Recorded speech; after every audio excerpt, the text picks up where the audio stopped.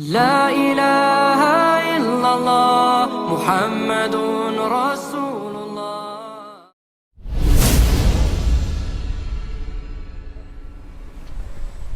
Assalamualaikum warahmatullahi wabarakatuh. Sahabat yang dicintai Allah, ini kita lagi kumpul begini kan harus jaga jarak, physical distancing, dalam rangka untuk memenuhi apa yang sudah dianjurkan oleh WHO ya. Nah, kalau seandainya di antara kita sekarang ada yang bilang, ngapain kita pakai physical distancing, ngapain kita pakai jarak-jarak, biarin aja deket-deketan. Kan kalau umpama dekat kita sehat juga nggak ada masalah. Nah, jawabannya betul. Iya kalau yang dekat kita itu sehat. Kalau yang dekat kita itu sakit, kan dia bakal nularin kita.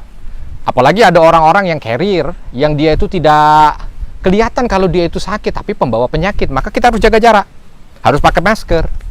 Nah, inilah sahabat yang dicintai Allah. Kalau ada orang sekarang yang berkata, ngapain pakai jaga jarak, biarin aja lah dekat-dekat dengan orang.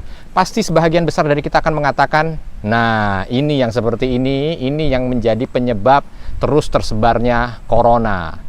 Kalau kita untuk corona itu bisa berkata begitu, maka harusnya ini juga menjadi panduan buat kita dalam berteman.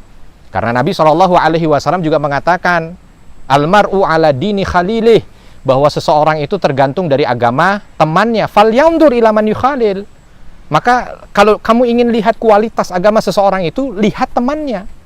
Kalau temannya itu baik, maka kualitas agama seseorang itu baik. Sama kan?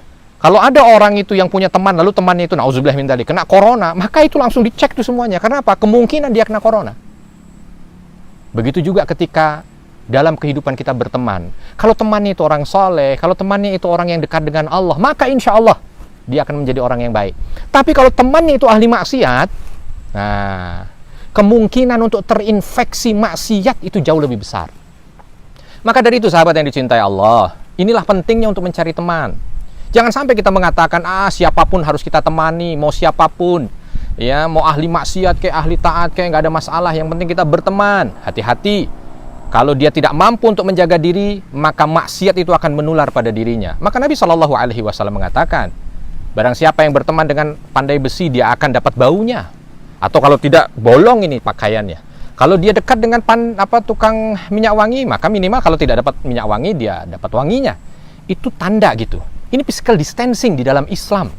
Bagaimana kita menjaga jarak dengan orang-orang yang dimurkai oleh Allah Subhanahu wa Ta'ala, ahli maksiat, sehingga diri kita tidak ikut-ikutan apa yang mereka kerjakan. Dan kita, ya, contoh misalkan, kalau sudah jelas, misalkan di rumah ya, yang kita sama-sama sehat, tahu nggak apa-apa kita dekat-dekat. Sama, kalau kita lihat orang itu baik, bisa mendekatkan diri kepada Allah Subhanahu wa Ta'ala, silahkan dekat-dekat, karena insya Allah itu merupakan bahagian daripada kemudahan yang Allah berikan untuk terus membuat kita diikuti dan didampingi oleh orang-orang yang baik. Maka dari itu sahabat yang dicintai Allah, kalau saat ini ada orang mengatakan jangan physical distancing, lalu kita marah dengan dia, maka kita juga harus melihat selepas ini.